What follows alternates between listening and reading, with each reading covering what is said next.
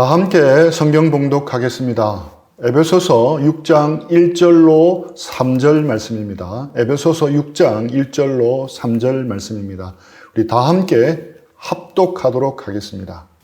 자녀들아, 주 안에서 너희 부모에게 순종하라. 이것이 옳으니라. 내 아버지와 어머니를 공경하라. 이것은 약속이 있는 첫 계명이니 이로써 내가 잘되고 땅에서 장수하리라. 아멘. 성령 충만은 신비한 종교적 체험을 넘어서 우리 주변 사람들과의 관계에 영향을 미쳐야 한다고 성경은 말씀합니다. 지난주 부부 관계에 이어서 오늘은 부모와 자녀의 관계에 대해서 말씀하고 있습니다. 오늘 본문 말씀을 다시 읽으면서 부모 앞에 어떤 단어가 수식되었는지 한번 살펴보면 좋겠습니다. 6장 1, 2절 말씀입니다. 자녀들아, 주 안에서 너희 부모에게 순종하라. 이것이 옳으니라.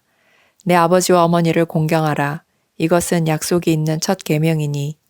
너희 부모, 내 아버지와 어머니라고 되어 있습니다. 다른 수식어가 있습니까? 없습니다.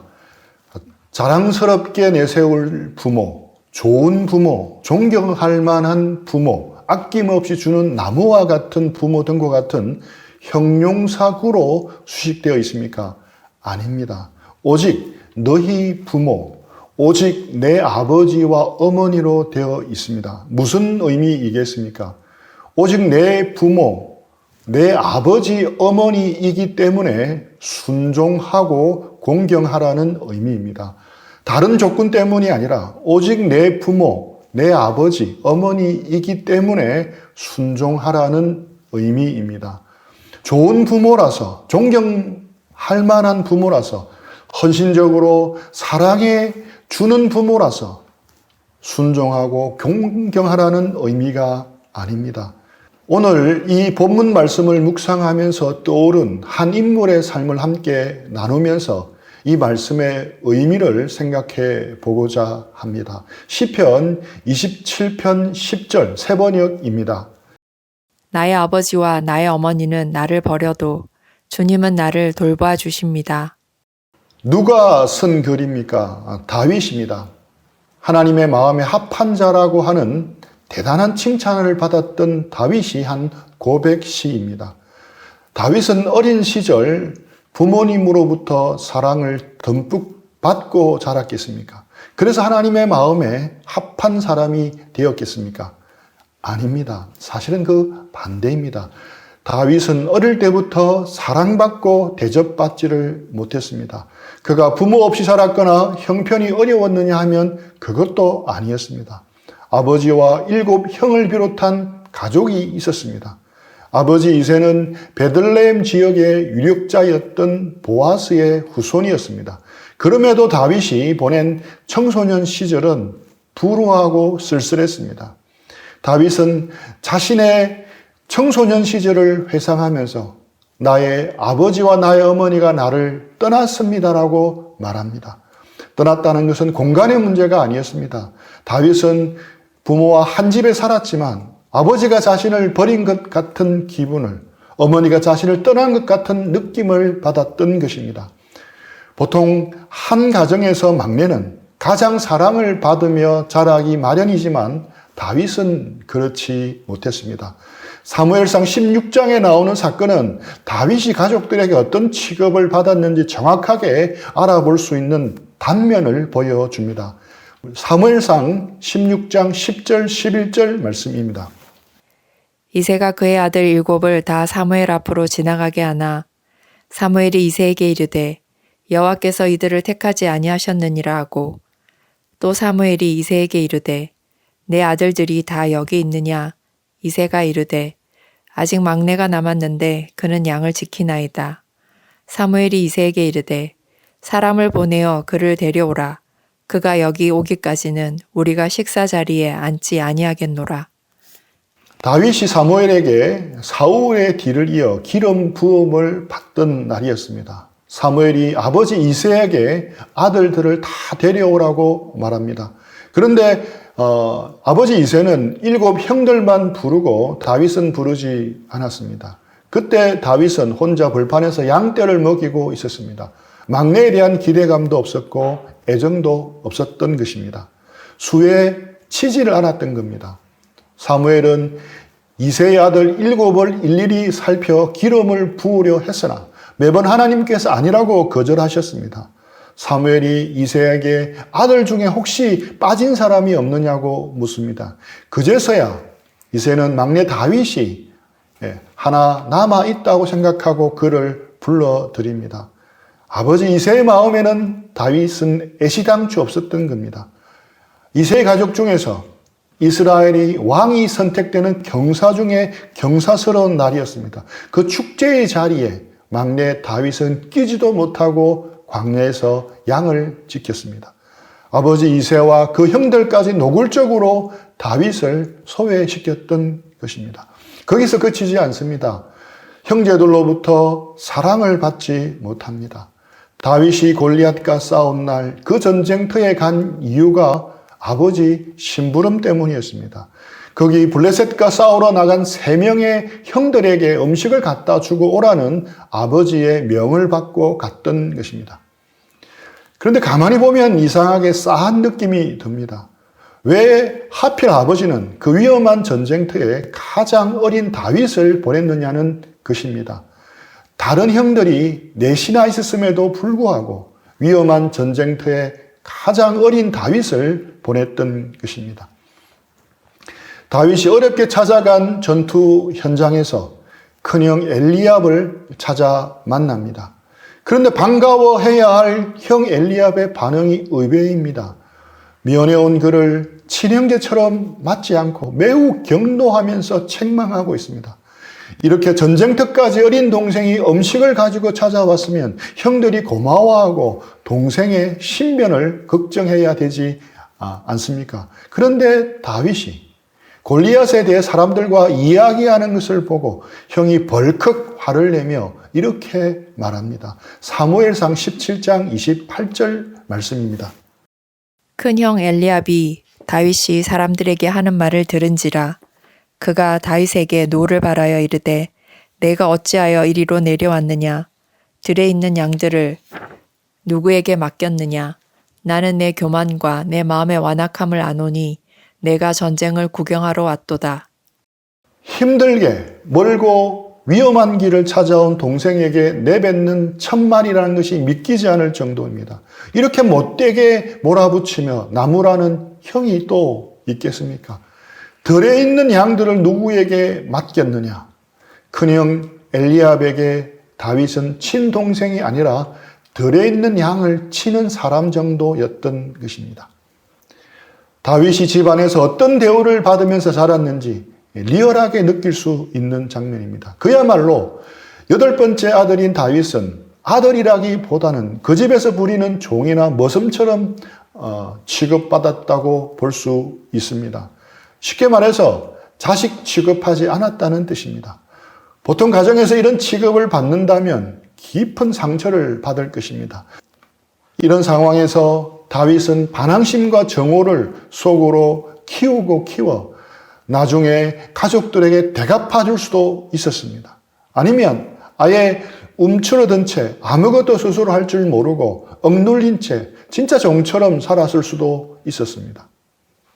아버지를 공경한다는 것은 생각하기도 싫은 일이었을 것입니다. 아버지라고 하면 정남이가 떨어졌을 것입니다. 다윗은 아버지와 형제들 사이에서 소외되고 사랑받지 못하는 아이로서 일찌감치 광야에서 양을 살피는 목동으로서의 삶을 살았습니다. 그러나 그는 주어진 삶에 최선을 다했고 하나님께 사랑받는 사람으로 성장했습니다. 광야에서 수많은 맹수와 싸워야 했지만 목숨을 아끼지 않고 목동으로서 양들의 안전을 위해 최선을 다하였습니다. 이것이 훗날 골리앗과의 일전을 벌일 때 최고의 무기가 되었습니다. 그 소외되고 고립된 시간 속에서 그는 하나님을 찾았고 붙들었습니다. 외로움이 그의 신앙으로 성화된 것입니다. 그는 하나님을 떠나지 않았고 하나님만이 구원이시며 방패와 산성이심을 고백하며 끝까지 하나님의 사람으로 신앙을 붙들었습니다. 그리고 이렇게 고백합니다. 시편 18편 1절 말씀입니다. 나의 힘이신 여호와여, 내가 주를 사랑하나이다.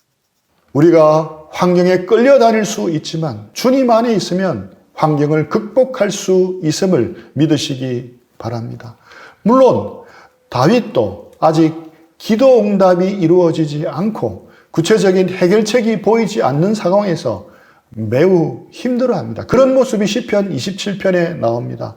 고난 자체도 고통이지만 무엇보다도 고난이 계속 이어지자 하나님께서 자기를 버리신 것 같은 생각 때문에 더욱 고통스러워하고 있습니다. 시편 27편 9절 말씀입니다. 주의 얼굴을 내게서 숨기지 마시고 주의 종을 노하여 버리지 마소서. 주는 나의 도움이 되셨나이다. 나의 구원의 하나님이시여, 나를 버리지 마시고 떠나지 마소서.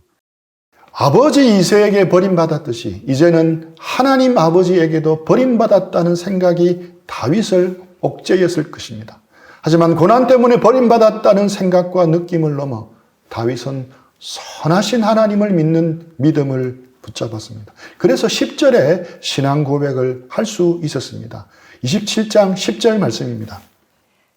내 부모는 나를 버렸으나 여호와는 나를 영접하시리이다. 다윗의 믿음의 고백입니다. 상처가 있는 손을 소금물에 담그면 더 시리고 아픕니다. 마찬가지로 우리가 가진 마음의 상처는 고난 속에서 더욱 아프고 쓰라리게 느껴지는 법입니다. 마음에 상처가 있는 사람에게 고난은 아프고 쓰라리게, 더 아프고 쓰라리게 다가오는 것입니다. 하지만 선하신 하나님을 믿는 믿음은 이것을 극복하게 합니다. 다윗은 하나님도 아버지 이새와 다를 것이 없구나 하며 절망하지 않았습니다. 하나님은 나를 영접하시리이다라고 고백했고 그 믿음과 고백대로 되었던 것입니다. 그리고 거기서 그치지 않습니다. 다윗은 그 믿음으로서 아버지 이새와 형들에게 끝까지 올바른 태도를 취하고 순종하고 공경하는 모습을 보입니다. 성령 충만한 사람이 보이는 좋은 본을 보여준 것입니다. 다윗은 이스라엘의 2대 왕으로 기름 부음 받았지만 아직 사울 왕을 피해 도피 생활을 하던 때였습니다. 이스라엘 땅은 면적이 강원도 정도밖에 되지 않습니다. 그 안에서 도망 다녀봤자 금세 사울 왕 기에 들어가니 다윗의 도피 생활이 한 곳에 길게 눌러 있을 수가 없었습니다. 지금도 다윗은 사울의 추적을 피해 아예 이스라엘의 원수나라 블레셋으로 넘어갔다가 신분이 들통이나 간신히 아둘람 굴로 도망해온 상황입니다. 그런데 이 소식을 들은 사람들이 하나 둘 찾아와 400명이나 모였다는 것입니다. 사무엘상 22장 1절 2절 말씀입니다. 그러므로 다윗이 그곳을 떠나 아둘람굴로 도망하매 그의 형제와 아버지의 온 집이 듣고 그리로 내려가서 그에게 이르렀고 환난당한 모든 자와 빚진 모든 자와 마음이 원통한 자가 다 그에게로 모였고 그는 그들의 우두머리가 되었는데 그와 함께한 자가 400명 가량이었더라. 이들은 환난당한 사람들, 빚진 사람들, 마음이 원통한 사람들이었습니다. 요즘 말로 하면 사업하다가 부도난 사람, 정착할 곳이 없어 떠도는 사람들, 억울하게 도망다니는 사람들이었습니다. 그나마 다윗에게부터 이렇게 좀 살아볼까 모인 사람들입니다. 다윗의 도피 생활에 전혀 도움이 될 사람들이 아닙니다. 도움이 되기는커녕 돌봐야 할 다윗의 짐만 더 늘어났습니다.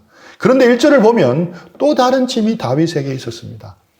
다윗에게 몰려든 사람 중에 다윗의 형제들과 아버지와 온 집안 식구들도 있었습니다.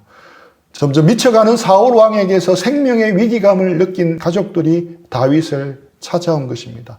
정말 힘든 상황 속에서 가족이라는 짐을 더 떠맡게 된 것입니다. 과거 다윗이 당한 것을 생각하면 그를 냉정하게 돌려보낼 수도 있었습니다. 그렇게 큰 소리치던 형들이 아버지를 모셔보라고 돌려보내도 그들은 할 말이 없었을 것입니다. 사실 은신처가 발각되면 당장이라도 도망쳐야 할 처지에 있었던 다윗이 노부모를 모신다는 것은 힘든 일이었습니다. 때론 급하게 도망쳐야 하는 도망자 신세, 그 정도차 힘들게 뻔한 노부모를 받아들이는 다윗의 효성이 결코 예사로운 것이 아닙니다. 게다가 그 부모 형제들은 어떤 사람이었습니까? 아무리 가족이라도 사람이 받은 상처가 그렇게 빨리 잊혀지지는 않습니다. 가족들이라고 주고받은 비수 같은 말이 물을 밴 것처럼 사라지는 게 아닙니다. 마음에 베인 상처는 문신처럼 아주 오래 기억되고 남습니다. 아무리 다윗이라도 어릴 때 당한 차별이 아무렇지도 않았겠습니까? 그렇지만 다윗은 이런 고백을 합니다. 시편 27편 10절입니다. 내 부모는 나를 버렸으나 여호와는 나를 영접하시리이다. 부모의 마음에서 소외당하고 버려졌다는 게 섭섭했는데 거기서 그치지 않고 하나님의 사랑으로 그 빈자리를 채웠다는 것입니다. 사람들이 준 상처는 사람들이 온전히 회복시키지 못합니다. 사람에게 받은 상처가 온전히 치유되려면 그것을 뛰어넘는 더 큰 사랑을 받아야 합니다. 오늘 다윗이 그렇게 마음의 상처를 주었던 형제들과 부모들을 기꺼이 받아들인 것은 상처보다 더 큰 하나님의 사랑의 영접을 받았기 때문입니다. 예수님의 십자가의 사랑을 더 알아가면 용서할 힘이 생깁니다. 하나님의 사랑은 상처가 주는 아픔을 견딜 힘을 줍니다. 다윗은 부모를 기꺼이 받아들였고 더 안전하게 모시기 위해 이웃나라 모압 왕을 찾아갑니다. 사무엘상 22장 3절 말씀입니다. 다윗이 거기서 모압 미스베로 가서 모압 왕에게 이르되 하나님이 나를 위하여 어떻게 하실지를 내가 알기까지 나의 부모가 나와서 당신들과 함께 있게 하기를 청하나이다 하고 다윗이 모압 왕을 찾아가 하나님이 다음 길을 인도하실 때까지 부모님을 안전하게 맡아달라고 부탁합니다. 다윗이 모압의 부모님을 맡기는 것은 그만큼 다윗의 현실이 위험했다는 것이고 부모에 대한 따뜻한 그의 애정과 배려심을 말해줍니다. 불안에 떨고 있는 부모님의 안위를 모압 왕에게 의탁하는 다윗의 모습에서 십자가에서 죽어가는 순간 육신의 모친인 마리아를 요한에게 부탁하는 예수님의 모습이 겹쳐서 보입니다. 에베소서 6장 1절로 3절 말씀입니다. 자녀들아 주 안에서 너희 부모에게 순종하라. 이것이 옳으니라. 내 아버지와 어머니를 공경하라. 이것은 약속이 있는 첫 계명이니 이로써 내가 잘되고 땅에서 장수하리라.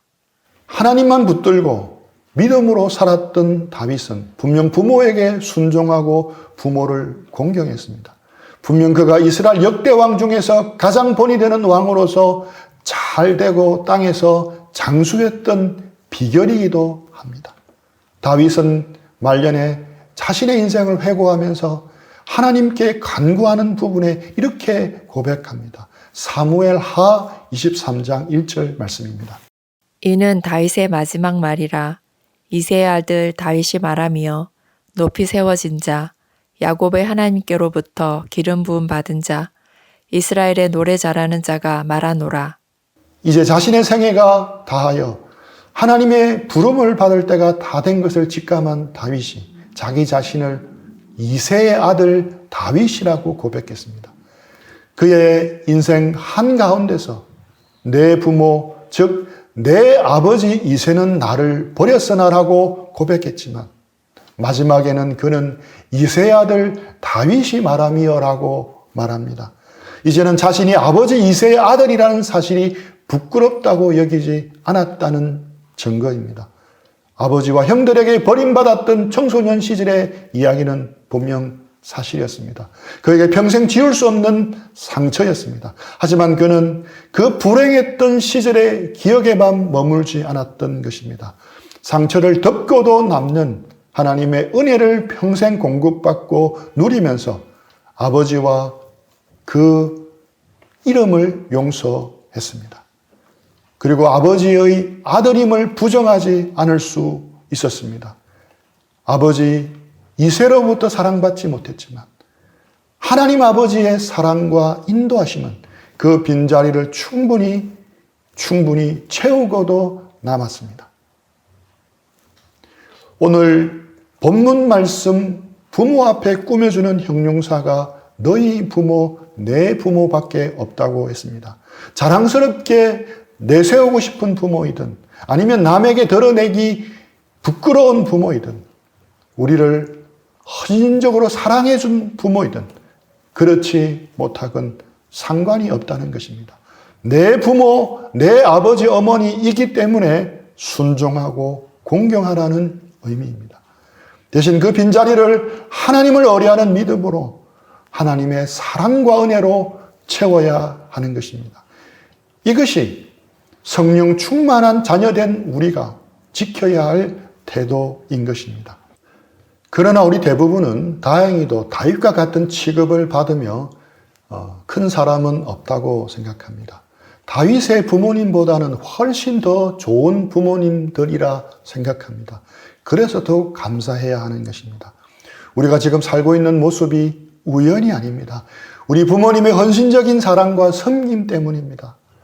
3kg 내지 4kg의 맨몸으로 이 땅에 왔는데 지금까지 살아있는 것은 부모의 희생 덕분입니다. 조나단 에즈워즈 부부는 11명의 자녀를 두었습니다. 매일 아침마다 조나단은 새벽 기도를 하기 위해 촛불을 들고 아이들을 깨웠다고 합니다. 그는 아이들에게 성경을 한 장씩 읽어주고 각각의 아이들과 가족을 위해 하나님 앞에 축복을 비는 기도를 드렸습니다.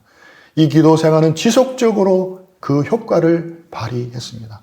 조나단 에즈워즈와 사라 에즈워즈의 거룩한 기도는 놀랍게 응답되었습니다. 어떤 분이 조나단 에즈워즈의 오늘날까지 후손을 추적해 보았다고 합니다. 조사 결과 13명의 대학 학장을 배출하였고 65명의 교수들, 100명의 변호사와 법과 대학원의 학장을 포함하여 30명이 판사, 56명의 내과 의사, 1명의 의과대학 학장, 80명의 공직자, 3명의 미 상원의원, 3명의 미 대도시 시장, 3명의 주지사, 1명의 미 부통령, 1명의 미 재무부 감사관을 배출했다는 것이 밝혀졌습니다. 또한 100명의 해외 선교사들이 이 가문에서 나왔고 에드워즈가의 후손들은 총 135권에 이르는 책과 논문을 썼다고 합니다. 이들 중에 에드워드의 손자인 디모데 드와이트는 1802년에 예일대학의 학장이 되었습니다. 그가 대학 예배당에서 설교했을 때 놀라운 부흥이 일어났고 대학 학생들의 3분의 1가량이 그리스도께로 돌아왔다고 합니다. 그런데 그와 뉴잉글랜드에서 같이 한 동네에서 자란 맥스 주크라는 친구가 있었습니다. 조나단 에즈워즈를 추적 조사한 사람이 이 사람의 가계도도 조사했다고 합니다. 맥스 주크는 방탕했던 여인과 결혼하여 나중에 자신도 신앙을 저버리고 잘못된 길을 걷기 시작했습니다. 맥스 주크는 조사 당시 1292명의 후손들을 두었는데 유아로 사망한 사람이 309명, 거지가 310명, 불구자가 440명, 매춘부가 50명, 도둑이 60명, 살인자가 70명, 그저 그렇고 그런 사람이 50명이었다고 합니다. 경건한 부모가 심고 그의 자손들이 그 열매를 거둡니다.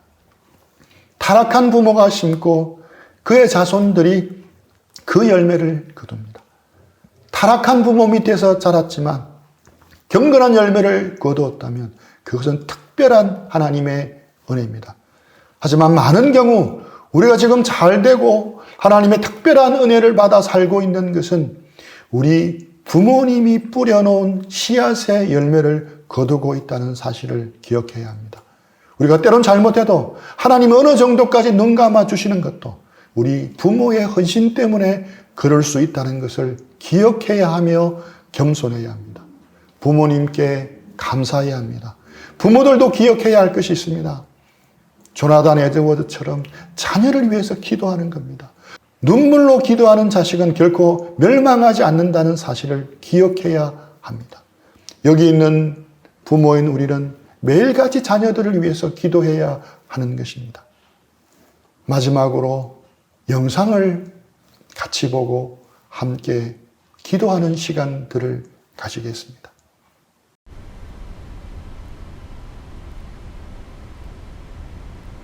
소연아, 너 오늘 일찍 나와야 된다면서. 빨리 안 일어나? 아, 일어났어. 소리 좀 그만 질러. 빨리 안 일어나?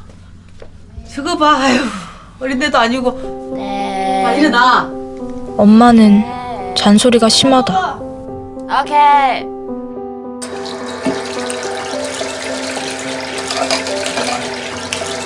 소연아, 물 좀 아껴 쓰자. 알았어.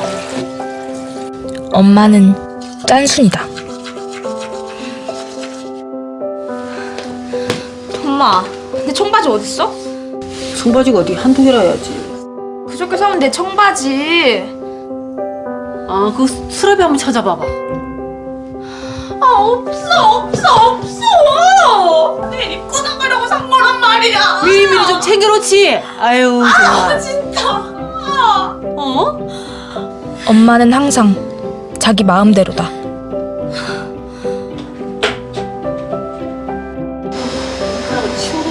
치웠네.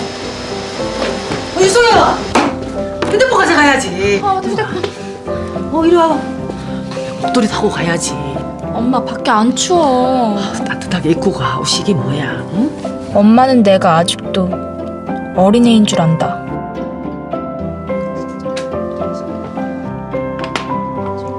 많이 먹어. 그래야 말도 잘 노는 거야. 밥 먹고 해.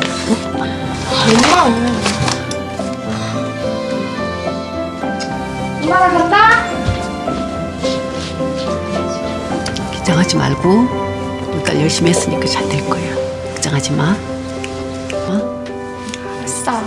갔다 올게. 그래도 엄마는 항상 내 걱정뿐이다.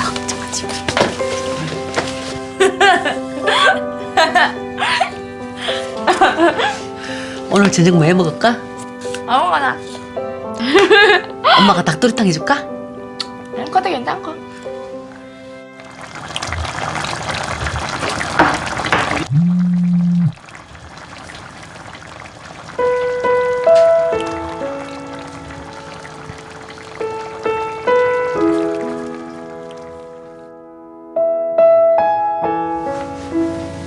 엄마 안 자고 뭐해? 나 기다린 거야? 많이 늦었네. 너무 늦게 다니지 마. 아휴, 우리 엄마 없으면 누가 나 기다려주나. 얼른 씻고 자. 엄마도 자요. 엄마는 언제나 나를 기다린다.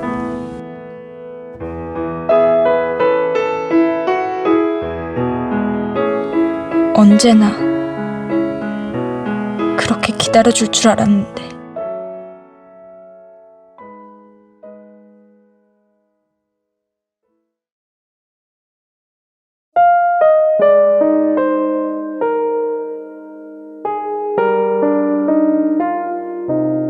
사랑하는 내 딸 소연아, 넌 참 나를 많이 닮은 것 같아. 그래서인지 엄마는 해주고 싶은 말이 참 많아. 아침잠이 많아 일어나는 거 힘들다는 거 알아. 하지만 10분만 일찍 일어나면 1시간이 여유로워진단다. 쓰는 건 쉬워도 모으는 건 참 어렵지. 작은 것부터 아끼다 보면 모으는 기쁨이 얼마나 큰지를 알게 될 거야. 네 주변과 몸가짐을 바르게 하면 어디서든 좋은 인상을 줄 거야. 그리고 늦게 다니지는 마. 우리 딸 예뻐서 너무 걱정되니까. 엄마 없어도 소연이가 이루고 싶은 꿈 꼭 이뤘으면 좋겠다. 엄마가 응원할게. 소연이가 내 딸이었어. 엄마 너무 행복했어. 고맙다 내 딸. 사랑한다. 나도 고마워, 엄마.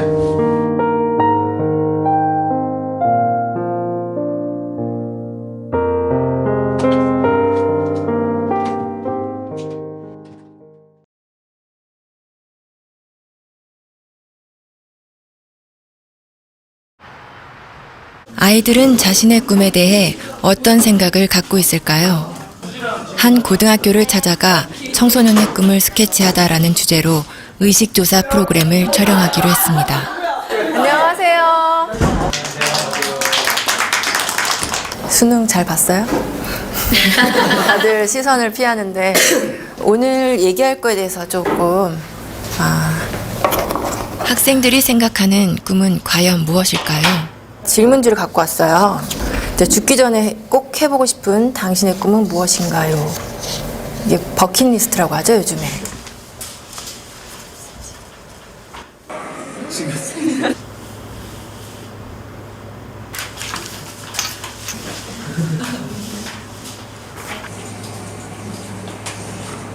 학교 운동장에 농사 짓기? 이런 것도 있네요. 여기서 우리는 두 번째 질문을 해보았습니다. 앞으로 살 날이 1년밖에 남지 않았다면 당신의 꿈을 이루는 것과 5억 원이라는 돈을 선택하는 것 중에 어떤 걸 선택할 것 같아요? 꿈이요.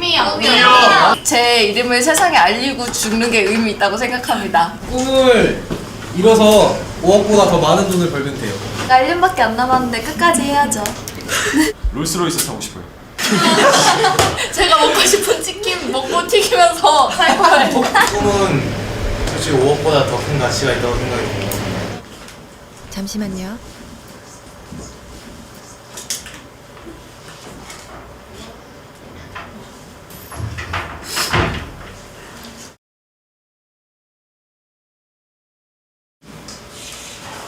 우리 온 가족이 함께 모여서 외식도 좀 거라한 데서 좀 해보고 싶고 하고 싶은 게 너무너무 많죠. 아들이랑 둘이서 배낭여행 한번 가고 싶어요. 아, 집 투어? 아들이랑? 저희 고향 양평으로 내려가서 그림같이 멋있는 집을 짓고 사랑하는 가족과 함께 행복하게 사는 게 제 꿈입니다. 조그만 극장이라도 하나 해줬으면 성진이가 하고 싶어 하는 거니까.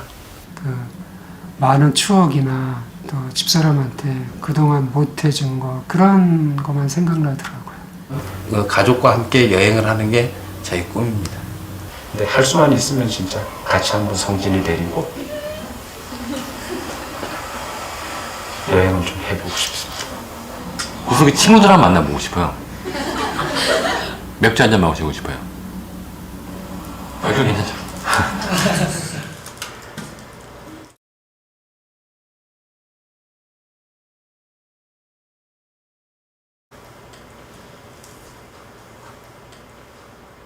그러니까 제가 하고 싶은 걸 포기하고 5억을 선택하느냐? 지금 같으면 5억을 선택하겠습니다. 결론적으로 돈을 선택해서 주는 게 좋겠죠, 그거는. 그건 당연히 5억은 가족들을 위해서 선택하겠죠. 그 아버님이 좀 장병에 돌아가셨거든요. 고통을 좀 많이 받았어요. 금전적인 고통을 많이 받았어요, 식구들이. 제가 한번 아파보니까 주변은 다 피해였고 가족이 제일 중요하더라고요. 제가 앞으로 한번 일을 더 한다고 해서 현실적으로 5억을 벌어놓고 성진이한테 기여를 하고 간다는 보장이 있겠습니까? 5억을 선택하면 남겨진 가족들한테는 도움이 될 수 있으니까 저가 하고 싶은 일을 포기할 수 있죠. 그거를 대가로 한다면. 구체적인 얘기를 한다면 아들이 이제 뭐 자기가 생활하는데 뭐 사회생활하는데 기초자금이라도 뭐 될 수 있었으면 좋겠고. 저뿐만 아니라 모든 부모들이 똑같은 생각을 갖고 있을 것 같은데요. 그렇죠. 저는 아빠고 가장이니까. 아버지들의 꿈은 아이들의 꿈과는 조금 달랐습니다. 자신의 꿈보다 가족을 가장 먼저, 가장 많이 생각하는 가장이라는 이름의 아버지. 아빠, 사랑해요. 그 곁에 항상 함께하겠습니다. 사랑해요. 아빠 사랑해요. 아빠, 사랑해. 우리 들은 말씀 생각하면서 잠시 적용하고 기도하는 시간들을 가지겠습니다.